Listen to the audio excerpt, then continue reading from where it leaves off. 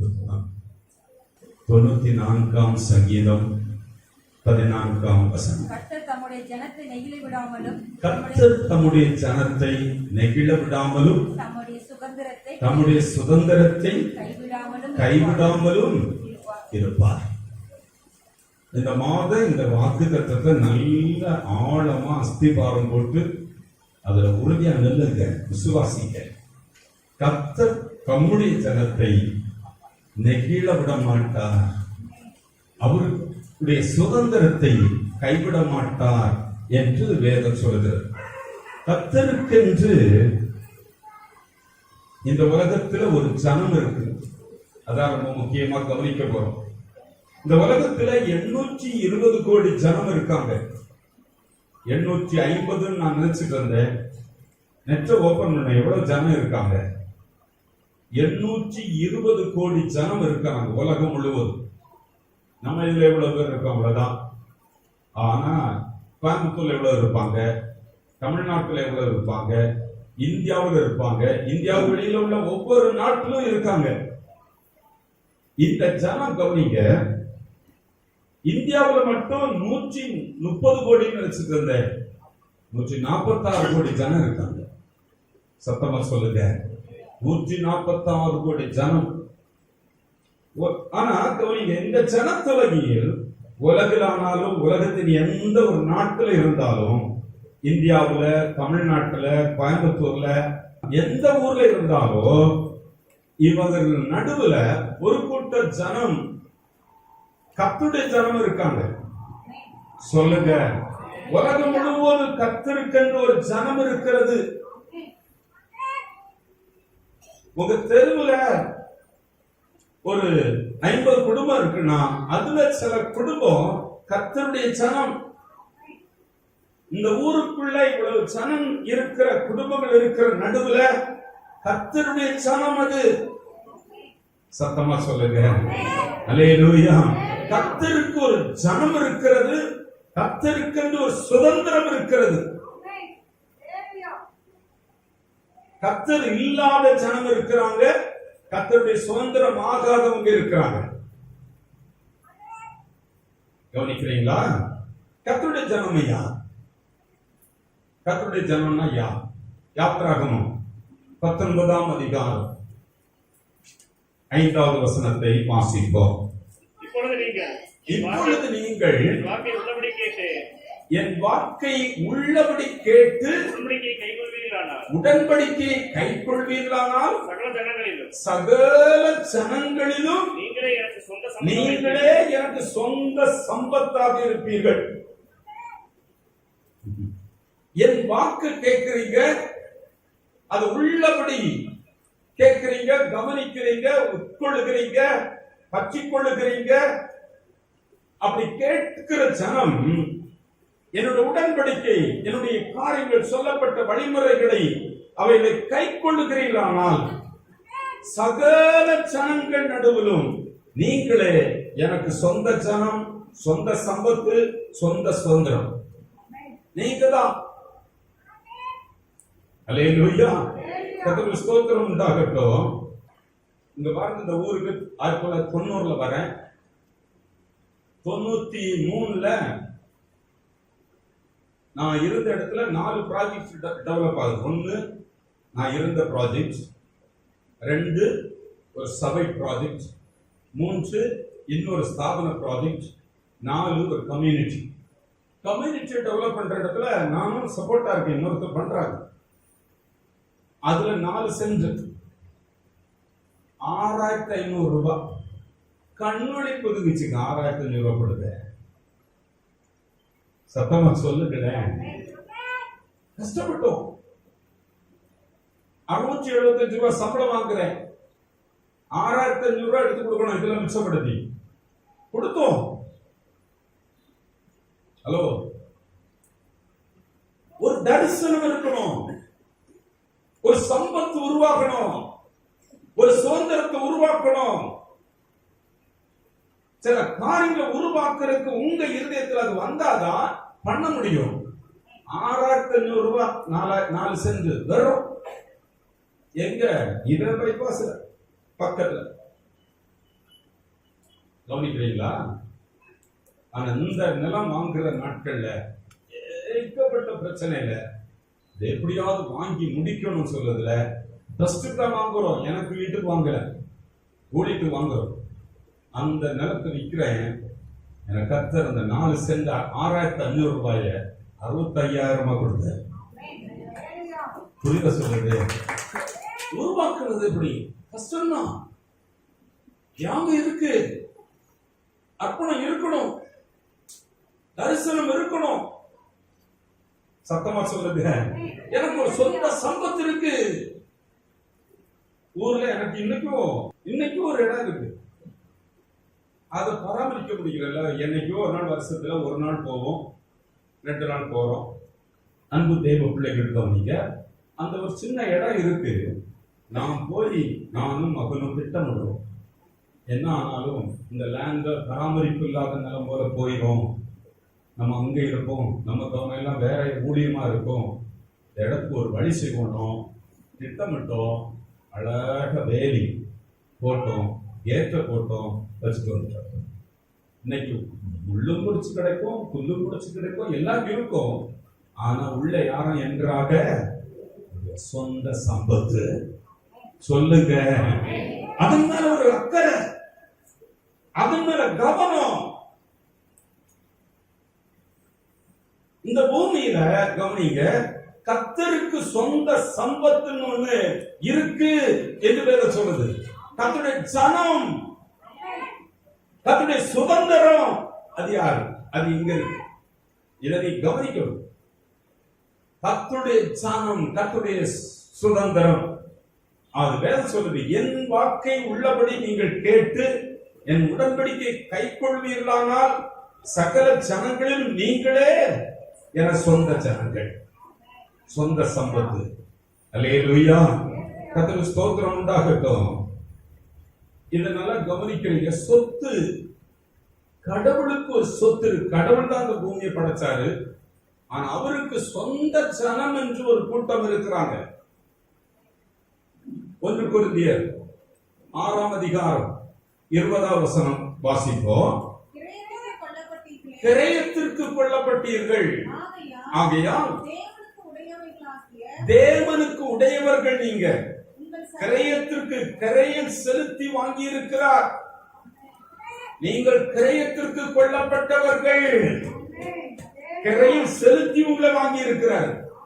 சும்மா வாசியில் வரல. 300-500 பவுன் நகை வர்றது வாசியில் வராது, கிரயம். சொல்லுங்க. 4 சென்ட் இடம் 6500 ரூபாய் கிரயம். உங்களை கிரயத்திற்கு கொள்ளப்பட்டவர்கள். விலை கொடுத்து வாங்கி இருக்கிறார். விலை என்ன? விலை ஜீவனை கொடுத்து வாங்கி இருக்கிறார். என்னையே கொடுத்து உங்களை வாங்கினவர்கள். நீங்கள் என்னுடையவர்கள். சத்தமா சொல்லுங்க. தெளிவா போவோம், கொஞ்சம் நல்லா தெளிவா மனதில் ஆழத்துல பதிங்க. நீங்கள் அனைவரும் கிரயத்திற்கு கொள்ளப்பட்டவர்கள். விலை கொடுத்திருக்கிறார், உயிரை கொடுத்து மீட்டெடுத்திருக்கிறார், ரத்தம் சிந்தி மீட்டெடுக்கப்பட்டவர்கள், கர்த்தரால் மீட்கப்பட்ட ஜனம். சத்தமா சொல்லுங்க. அல்லேலூயா, மீட்கப்பட்டவர்கள்.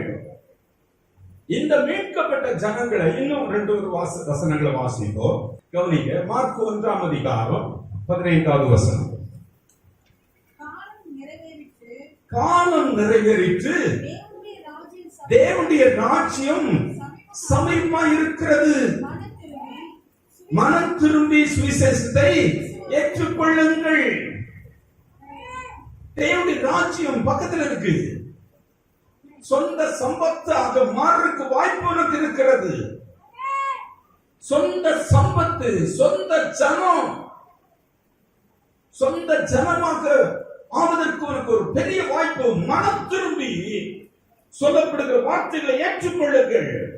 மனம் திரும்பி ரட்சிக்கப்படுங்கள். மனம் திரும்பி ஞானஸ்நானம் பெறுங்கள். சொல்லுங்க. அல்லேலூயா, கர்த்தருக்கு ஸ்தோத்திரம் உண்டாகட்டும். மனம் திரும்புற பிள்ளைங்க எந்த ஊருக்குள்ளே இருங்க, உலகம் முழுவதும் இருக்கிறாங்க மனம் திரும்புறவங்க. உலகம் நல்ல கவனிங்க.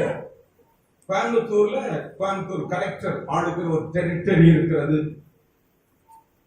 தமிழ்நாட்டுல சீஃப் மினிஸ்டர் ஆளுகிற ஒரு எல்கை பவுண்டரி இருக்கு. இவரு நம்முடைய முதலமைச்சர் தமிழ்நாட்டை ஆளுகின்ற ஒரு எல்கை. இந்தியா சென்ட்ரல் கவர்மெண்ட், மத்திய அரசு, ஐயா மோடி அவர்கள் ஆளுகிற ஒரு எல்லை இருக்கிறது. இது அவருக்குன்னு ஒரு எல்கை. இத கவனிக்கிறீங்க, வாசிப்போம், கொஞ்சம் உள்ள போகும். அப்ப தேவனுடைய ராஜ்யம் எங்க இருக்கு? அது எங்க இருக்கு? தேவனுக்கு ஒரு ஜனம் இருக்காங்கன்னு சொல்லி பார்த்தோம். தேவனுடைய ராஜ்யம் எங்க இருக்கு? லூக்கா எழுதின சுவிசேஷம் 17ஆம் அதிகாரம் 20-21 வசனங்கள் வாசிப்போம். தேவனுடைய ராஜ்யம் எப்போது வரும் என்று பரிசேயர் அவரிடத்தில் கேட்டார்கள். அவர்களுக்கு அவர் பிரதியுத்தரமாக தேவனுடைய ராஜ்யம் நிச்சயமாய் வராது, பிரத்யட்சமா வராது. கவனிக்கிறீங்களா? நீங்க பாக்குற மாதிரி இருக்காதுங்க. தமிழ்நாடு இருக்க மாதிரி தேவனுடைய ராஜ்யம், தமிழ்நாடு தேவனுடைய ராஜ்யம் அப்படி இருக்காது. இந்தியா தான் தேவனுடைய ராஜ்யம் அப்படி இருக்காது. ஹலோ, அமெரிக்கா தேவனுடைய ராஜ்யம் அப்படி இருக்காது. ஆஸ்திரேலியா இதுதான் தேவனுடைய ராஜ்யம் அப்படி இருக்காது. தேவனுடைய ராஜ்யம் என்பது கவனிக்கிறீங்க எங்க இருக்கு, எங்க எப்போ வரும்? தேவனுடைய பிள்ளைகள் எங்க இருந்து கடவுள் ஆளுகிற ஊர் எங்க இருக்கு? கடவுள் நடத்துகிற ஊர் இங்கே இருக்கிறது. எங்க இருந்து எப்படி பார்க்க முடியும்? பிரத்யட்சமா பார்த்தா வராது. வாசிங்க, இதை இங்க இருக்கு, இதுதான் இந்த இதுதான் ஆண்டவருடைய ராஜ்யம் இருக்கிற எல்கை.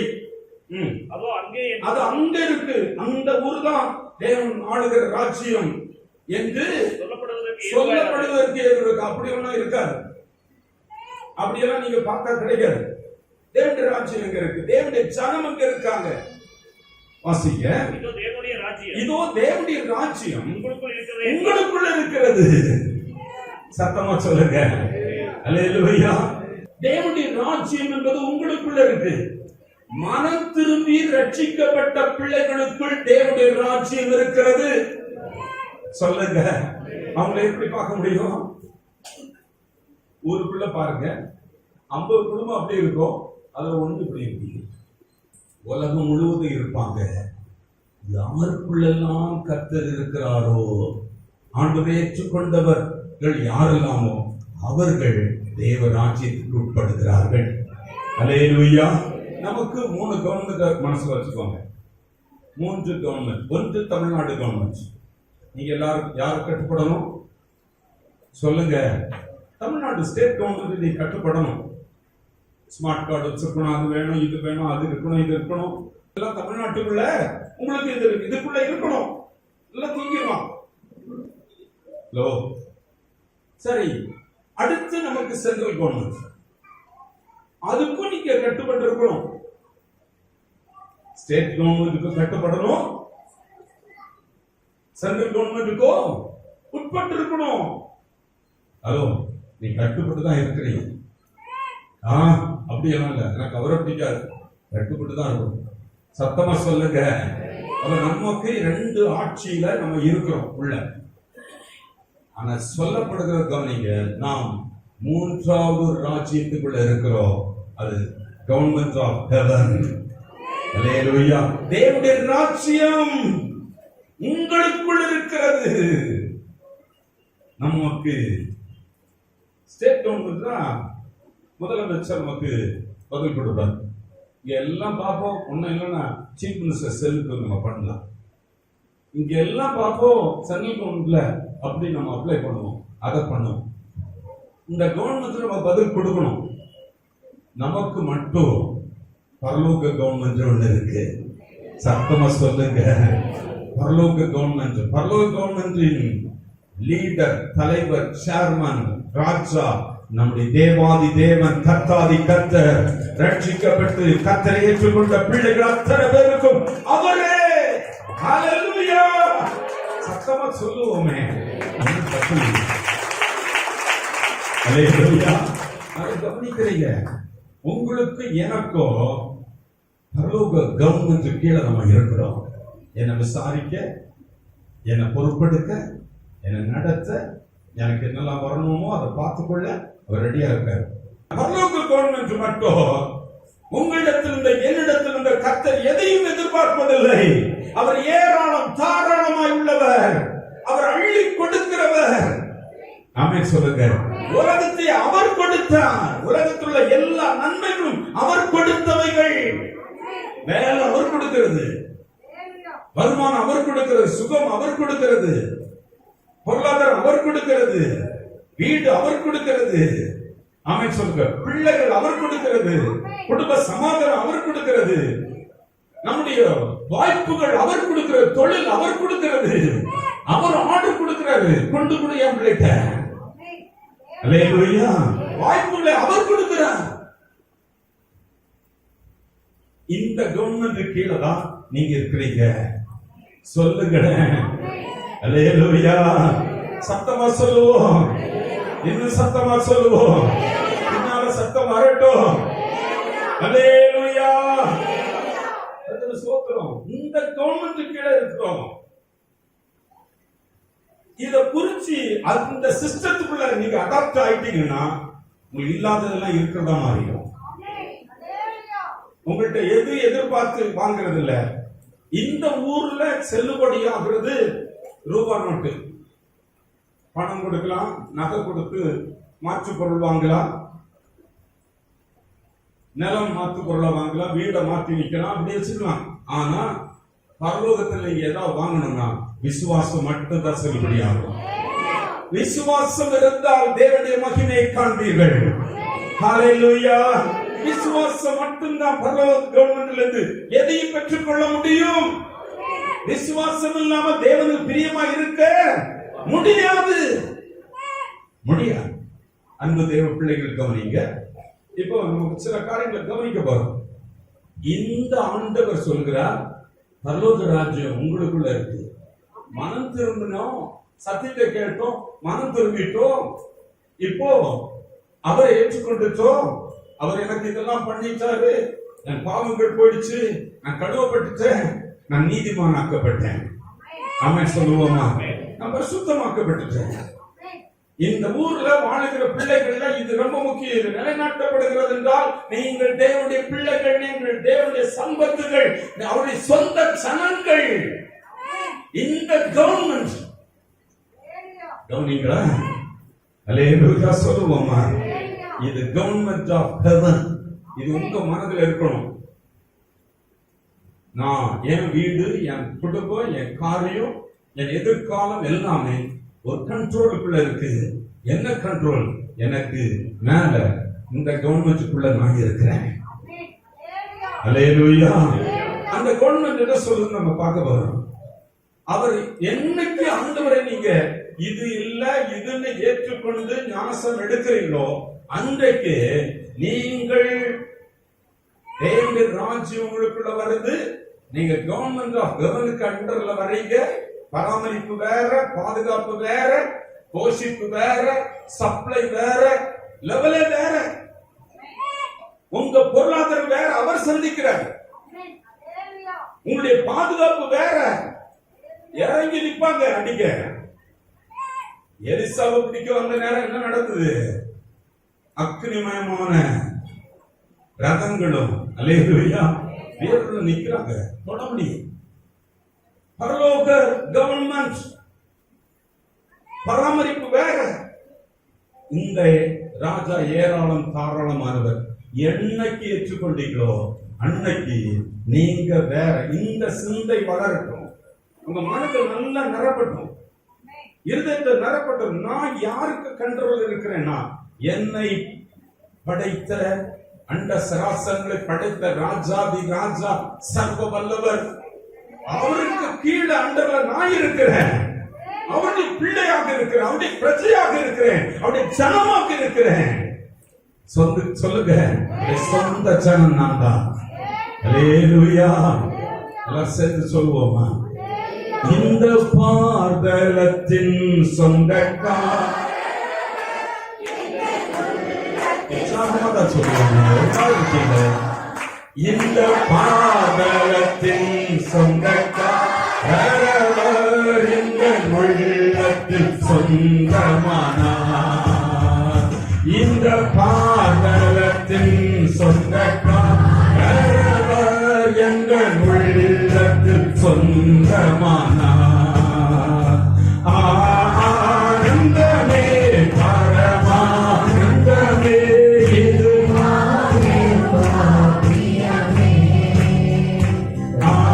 ஆனந்தமே பரமானந்தமே இது சொல்வோம். இந்த பாதலத்தின் சொந்தக்காரர்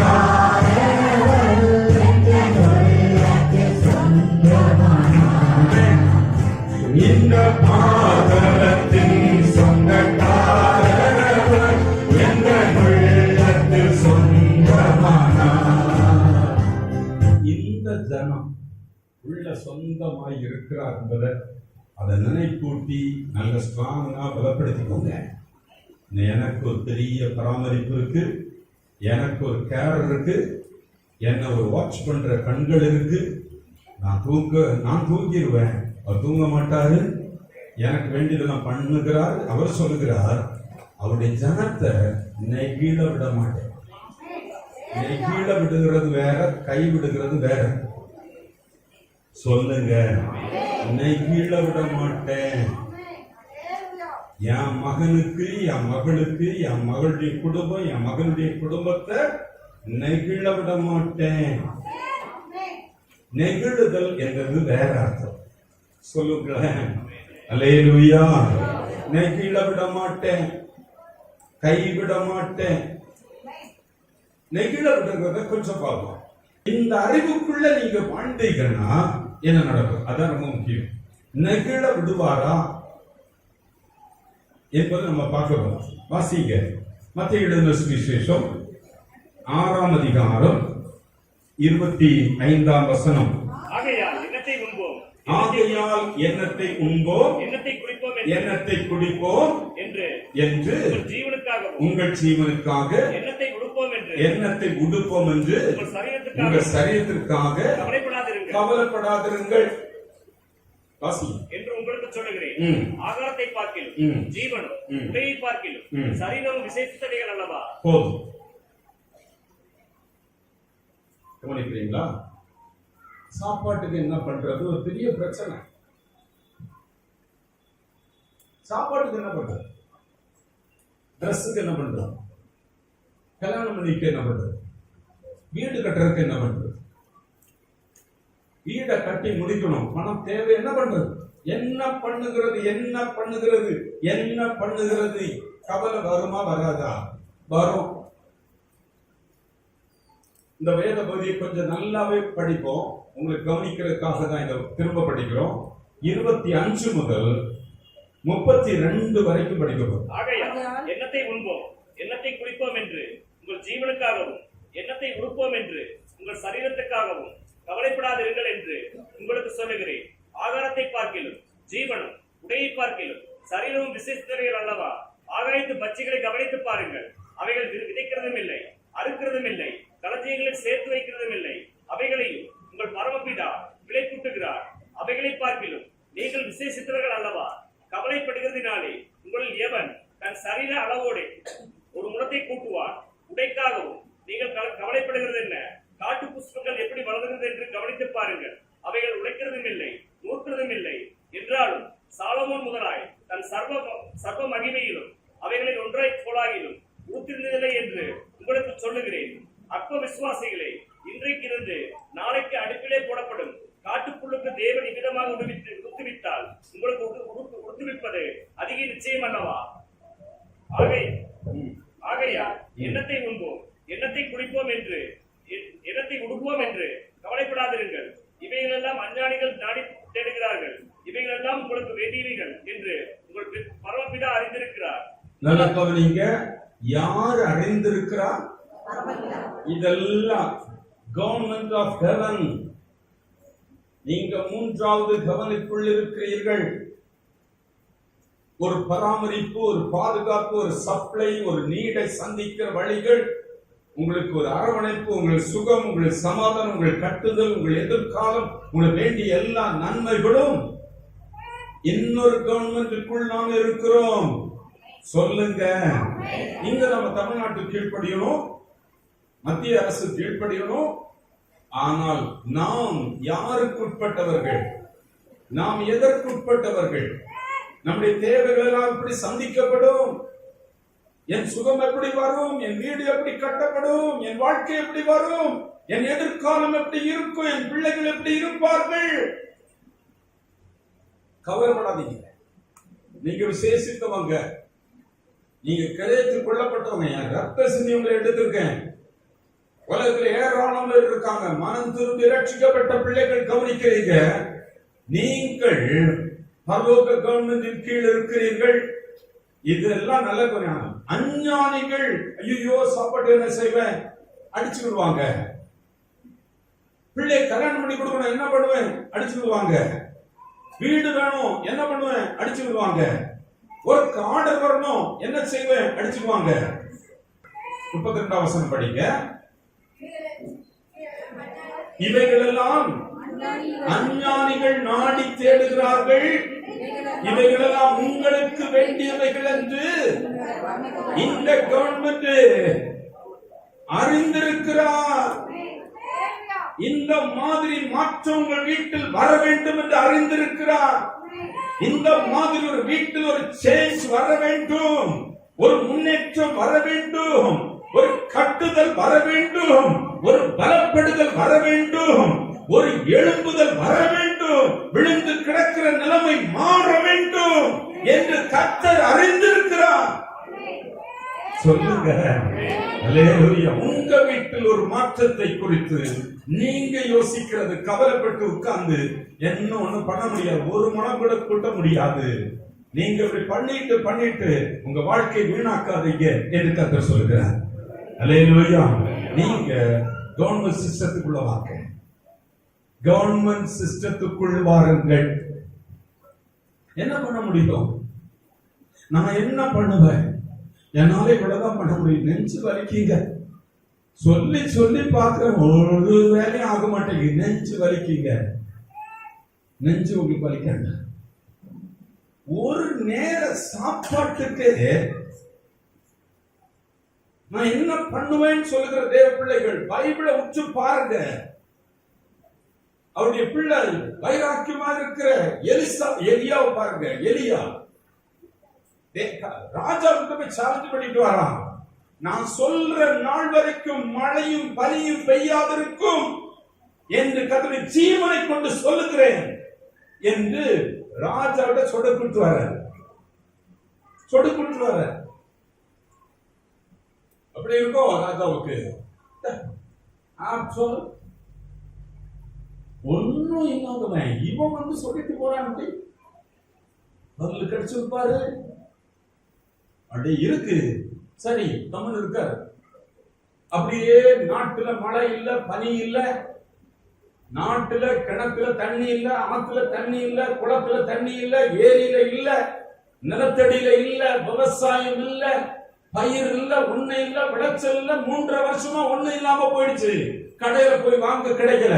யோசித்து பாருங்க. நம்ம எல்லாரும் இருக்கோம், எல்லாம் கடையில இருக்குன்னு ரொம்ப அசால்ட்டா நினைக்கிறோம்ல. கடைக்கு வருகிறது எப்படி வருது? கடையில வாங்கிக்கலாம் இல்லங்க. கடைக்கே வரலன்னு என்ன பண்ணுவீங்க? அந்த சப்ளை நின்னு போச்சு, மொத்தம் வாஸ்ட் அவுட். அவன் முடிக்கிறான், சோத்துக்கு வழி இல்ல. கழுதத்துல அது இது எல்லாமே வியாபாரம் ஆகுது. குஞ்சுகளுக்கு போடுற பயிரெல்லாம் விலை ஆகுது. இவ்வளவு போல இருந்தாலும் கஞ்சி போட்டுக்கலாமே. அந்த மாதிரி ஒரு பறக்குது நாடு. வாங்க கிடைக்கல, விளைச்சல் இல்ல, உண்மை இல்லாம இருக்கு. அப்படிப்பட்ட ஒரு நிலைமையில கர்த்தர் சொல்றாரு எலியாவை பார்த்து, எப்பா அரண் கோட்டை நகர விட மாட்டாரு, கைவிடல பாருங்க, யோசிக்க பாருங்க. அவனை போய் சொல்றாரு, கேரி ஆற்றண்டைக்கு போ, அங்க ஒழிச்சுக்க, அங்க நதியின் தண்ணீரை குடி, அங்க என்ன செய்யணும்னா சீக்கிரட்டா அவனை சாப்பாடு அனுப்புற. எப்படி சீக்கிரட்டு? இங்க கர்த்தர் பாருங்க யாருக்கு கண்ணுக்கு தெரியாது. காக்கா வந்துச்சு, அந்த அண்டங்காக்கா. இந்த காக்காவை பார்த்தா ஒருத்தருக்கும் பிடிக்காது. ஏதாவது ஒன்று கொத்தி தூக்கிட்டு வரணுங்க, அது போட்டுட்டு போச்சு, எடுத்து சாப்பிடுவோமா? பக்காவா பிளான் பண்ணி காக்காவை திட்டமிடுறாரு. நல்ல பிளான். கர்த்தருடைய சமூகத்தில் வருது பாருங்க, அழகாக ஒரு பார்சல் பண்ணி அப்பவும் இறைச்சியும் இதை பக்காவை கொண்டு கொடுக்குறது. உன்னை யாரும் விட மாட்டாங்க, நீ கொண்டு போறது நான் பேக் பண்ணி கொடுக்குறேன். எவ்வளவு ஹைஜீனிக்கா இருந்திருக்கோம், எவ்வளவு சேஃப்டியா இருந்திருக்கோம். ஒருவரும் கண்ணில் படாம அப்படியே தூக்கிட்டு வந்து எலியாவுக்கு கொடுத்துட்டு போகுது பாருங்க. ஆமென் சொல்லுகிறேன். அல்லேலூயா. தேவன் உங்களுக்கு ஆகாரம் தேவை. உங்களால முடியல. எல்லாருக்கும் சாமர்த்தியம் இருக்கு. விவசாயிகள் அப்படி பண்றாங்க, அறிவு இப்படி பண்ணுது, சாமர்த்தியமா உழைக்கிறாங்க, நல்லா பண்றாங்க. உங்களுக்கு அது இல்லை என்று தெரியும். உங்கள் பரமபிதா அறிந்திருக்கிறார். உங்களுக்கு ஏனாம தெரியுது, உங்க பலவீனம் தெரியுது. நான் அப்படி இருந்திருந்தா அப்படி பண்ணியிருப்பேனே. கலங்காதீங்க, கவலைப்படாதீங்க. அல்லேலூயா. பலவான்களை விட பலவீனங்களை கர்த்தர் உனக்கு இது வேணும் எனக்கு தெரியும் சார். லகுவாக கர்த்தர் உங்கள் காரியங்களை மாற்றி அமைப்பார். கர்த்தர் செய்து முடிப்பார். அல்லேலூயா. திருமணம் நடக்கும், படிப்புகள் நடக்கும், உயர்ந்த இடங்கள் உண்டாகும், வீடுகள் வரும். ஐயோ 10 பைசா கூட எடுக்க முடியல, ஆண்டவரே என்ன பண்ணுவேன்? வரும். இது கர்த்தரால் வரும். ஆமென் சொல்லுகிறேன். தேவனால் கூடாதது ஒன்றுண்டோ? என்னால் செய்யக்கூடாத அதிசயமான காரியம் ஒன்றுண்டோ? நீ எனக்கு பிரியமான பிள்ளை, உனக்கு வேண்டியதெல்லாம் நான் செய்வேன். இது உனக்கு தேவை என்று எனக்கு தெரியும். அதன் காலத்தில் அத்தனை நடக்கும் தைரியமாக இது செய்வேன். என்ன பண்ணுவேன்? நாளைய தினத்தை குறித்து என்ன பண்ணுவேன்? ட்ரெஸ்ஸுக்கு என்ன பண்ணுவேன்? சோத்துக்கு என்ன செய்வேன்? வீட்டு ஃபீஸ் கட்ட என்ன பண்ணுவேன்? நினைக்காத. உன் பலவீனம் தெரியும், உன் சுகவீனம் தெரியும், உன் ஏழாம தெரியும். நீ என்னுடைய ராஜ்யத்தின் பிள்ளையாக இருக்கிற அப்படின்னாலே அனைத்தையும் நான் உனக்கு செய்வேன். ஆமென் சொல்லுகிறேன். சுவிட்சர்லாந்து தேசத்துக்கு போனோம். கவனிக்கிறீங்களா? சுவிட்சர்லாந்து நாட்டுல ஒரு ட்ரைபல் மக்கள் தான் அவ்வளவு காஸ்ட்லியா வந்திருக்காங்க. உலக நாடுகளிலேயே த காஸ்ட்லியஸ்ட் ஃபுட்டு எல்லாமே காஸ்ட்லின்னா சுவிட்சர்லாந்து நாடு தான். என் மகன் சின்ன வயசுல சொல்லுவார், எப்படி தெரியுமோ தெரியாது, நான் போன சுவிட்சர்லாந்து தான் போக வேண்டும். எப்படி பிடிக்கும்னு தெரியாது. சரி, ஆனா நாங்க போயிட்டு வந்தோம். உண்மைதான். அங்குள்ள சாப்பாடு, அங்குள்ள சீஸ், அங்குள்ள ஃபுட், அங்குள்ள சிஸ்டம் எல்லாமே ரொம்ப காஸ்ட்லி. காரு பார்க்கிங்ல தான் உள்ள போடுவோம், வேற எங்கேயும் கிடந்து அந்த கார் அங்கே இருக்காது. அப்படி விடவும் மாட்டாங்க. அவங்க ஒரு சிஸ்டத்துக்குள்ள இருக்காங்க. இங்க பாத்தீங்கன்னா ஒரு கார் பார்க்கிங்ல 800 ரூபாய். ஒரு துணி துவைக்கணும்னா, ஒரு டீ குடிக்கணும், ஒரு காஃபி குடிக்கணும்னா 250 ரூபாய் 350 ரூபாய். அங்க ஒண்ணும் வாங்க முடியாது. அந்த நாட்டுல பாத்தீங்கன்னா ஒருவர் வேலை இழந்துச்சா, வயசாயிட்டா, அவன்கிட்ட ஒண்ணும் இல்லைன்னா கவர்மெண்ட் அத்தனை காரியங்களும் பொருட்படுத்து. சாப்பாட்டு குறைவில்லாம, தங்குமிட குறைவில்லாம அனைத்தையும் கவர்மெண்டே பொறுப்படுகிறது.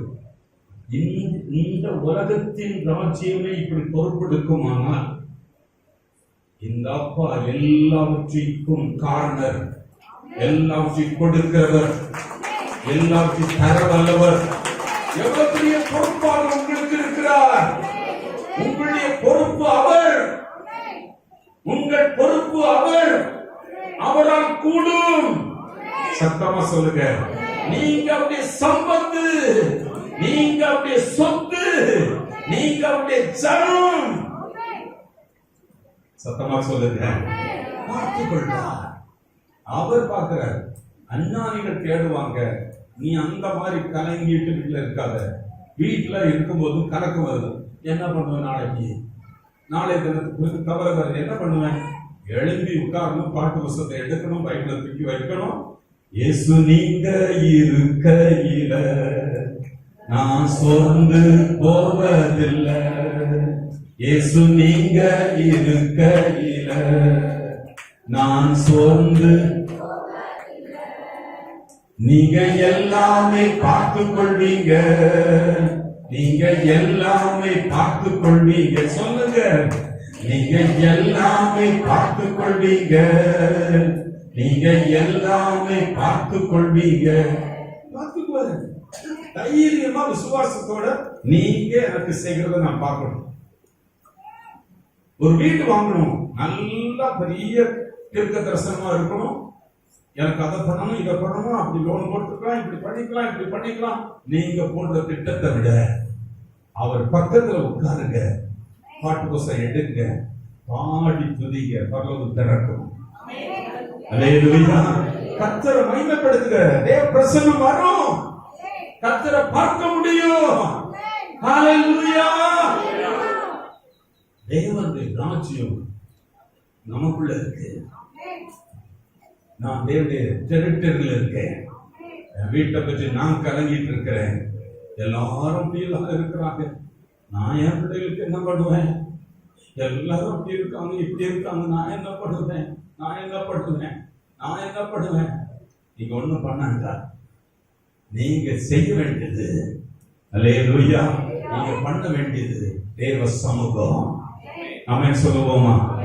6ஆம் அதிகாரம் 32ஆம் வசனம். இவைகளெல்லாம் அஞ்ஞானிகள் நாடி தேடுகிறார்கள். இவைகளெல்லாம் உங்களுக்கு வேண்டியவைகள் என்று உங்கள் பரமபிதா அறிந்திருக்கிறார். 33. முதலாவது தேவனுடைய ராஜ்யத்தையும் நீதி தேடுங்கள். ஒரு கிரைம் செலுத்துங்க, இம்பார்ட்டன்ட் கொடுங்க.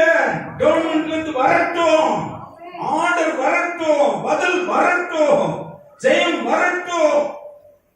முதலாவது நீ பண்ண வேண்டிய கிரையம் என்ன? தேவனுடைய ராஜ்யத்திலிருந்து நாம் வாங்கணும்னா நான் ஒரு கிரையம் செலுத்தணும்.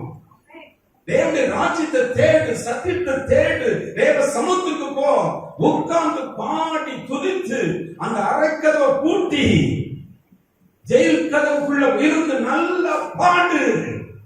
அல்லேலூயா. மகிமை இறங்கி வரும். அல்லேலூயா. கர்த்தரை ஸ்தோத்திரம். கவனிங்க, தேவ சமூகத்துல கர்த்தரை தேடுங்க. முதல்ல தேவனுடைய ராஜ்யத்தை தேடுங்க. தேவனுடைய காரியம் என்ன சொல்லுது? இது எப்படி கிடைக்கும் என்று பைபிள் சொல்லுது. எனக்கு ஆவியினாலே நான் பாடும்போது அடியே உட்கார்ந்து பாடு. பாடுனா உண்மை பாடாம யாரு நான் பாடுறேன், பாடி துதிப்பேன். அல்லேலூயா. விசுவாசித்து பாடுவேன், கம்பீரத்து பாடுவேன். நீதிமானி கூடாரத்துல கம்பீர சத்தம் ஏகப்பட்ட நம்ம வீட்டுல. இதுவரைக்கும் வந்த லைஃப் எப்படி வந்திருக்கட்டும், இனி நான் என் லைஃபை மாற்றி அமைக்க போகிறேன், வீட்டை கட்டி எழுப்ப போகிறேன், என் நிலைமையை மாற்றும்படி தீர்மானிக்கிறேன். முதலாவது தேவனுடைய காரியங்களுக்கு முதலிடம் கொடுங்க, கொடுங்க. வீடு வரும், ஜெபிங்க, கர்த்தரை தேடுங்க, வேதம் வாசிங்க, சத்தியத்தை குடிங்க. உயர்வுகள் வரும், ஆர்டர்கள் வரும், வாய்ப்புகள் வரும், ப்ரமோஷன்கள் வரும். உயர்ந்த இடங்களை கர்த்தர் உங்களுக்கு உண்டு பண்ணது எதுவும் நெகிழ விட மாட்டார். ஆமென் சொல்லுவோமா? எதுவும் உங்க கையை விட்டு போகாது. உங்களுக்கு நீங்க கூட உங்க கண்ணு தெரியாம இருக்கலாம், உங்களுக்குன்னு வைக்கப்பட்டது எங்கெங்கோ இருக்கலாம். அது உங்களை விட்டு நெகிழ விட மாட்டார், நெகிழ விடவே மாட்டார். அல்லேலூயா. உங்களுக்கு தேவன் என் மகனுக்கு, என் மகளுக்கு, என் பிள்ளைகளுடைய குடும்பத்திற்கு இது என்று பரலோக ராஜ்யம் வைத்திருக்கிற எதையும் எவரும் பறிக்க முடியாது.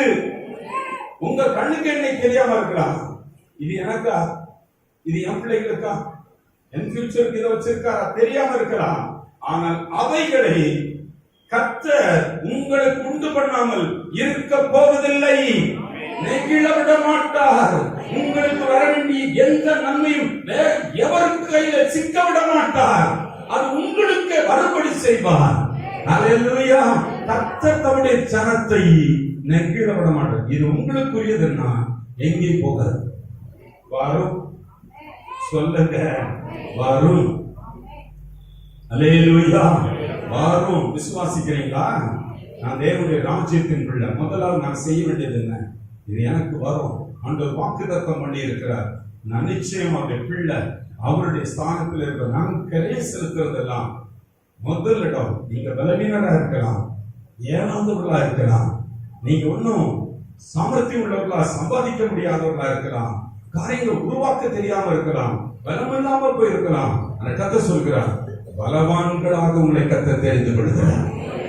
பலவீனரை கர்த்தர் பலவான்கள் நடுவுல நல்ல விஷயங்களை வைக்கிறார். இன்னைக்கு நல்லா தேடுறோம்னா நம்மளே எழுப்புவார். இன்னைக்கு நான் ஆண்டவருக்கு ஒப்பு கொடுத்த முதலாவது தேவனுடைய ராஜ்யத்தை நான் தேடுறேன்னா என் பிள்ளைகளை கர்த்தர் எழுப்புவார். என் குடும்பம் வரும். ஒரு 10 வருஷம் 20 வருஷம் கழிச்சு பாருங்க, என் குடும்பம் எங்க இருக்குன்னு பாருங்க, என் சந்ததி எங்க இருக்கு பாருங்க. தேவனுடைய ராஜ்யத்தை தேடுகிற பிள்ளைகள், அவருக்கு முதலிடம் கொடுக்கிற பிள்ளைகள் இன்று கண்ணு முன்னால் ஒரு விதமாக இருக்கலாம். ஆனால் 5 வருஷம் 10 வருஷம் 15 வருஷம் கழித்து நீங்கள் பார்க்கும் போது நீங்க சிறந்திருப்பீர்கள். நான் உண்டு பண்ண சகல ஜாதிகளிலும் உங்களை புகழ்ச்சியிலும் கீர்த்தியிலும் மகிமையிலும் சிறந்திருக்க செய்வேன். நெகிழ விட மாட்டார். உங்களுக்கு வைக்கப்பட்ட ஸ்தானங்கள், உங்களுக்கு வைக்கப்பட்ட நிலங்கள், உங்களுக்கு வைக்கப்பட்ட பொருளாதாரங்கள், உங்களுக்கு வைக்கப்பட்ட ப்ரமோஷன்கள், உங்களுக்கு வைக்கப்பட்ட புகழ்ச்சி, கீர்த்தி, அந்தஸ்து, கனம், கட்டுதல், மேன்மை, சந்ததியுடைய வாழ்க்கை, அதை எதையும் நெகிழ விட மாட்டார். உங்களை விட்டு போக விட மாட்டார். நெகிழ விடுதல் வேற, கைவிடுதல் வேற. ஆமென் சொல்லுங்க. நெகிழ விட மாட்டார். கரங்களை தட்டி நாம் கர்த்தரை மகிழ்கிறோம். கர்த்தர் தம்முடைய ஜனத்தை நெகிழ விடாமலும் அவர் சுதந்திரத்தை கைவிடாமலும் இருப்பார். நாம் எடுத்திருப்போம்.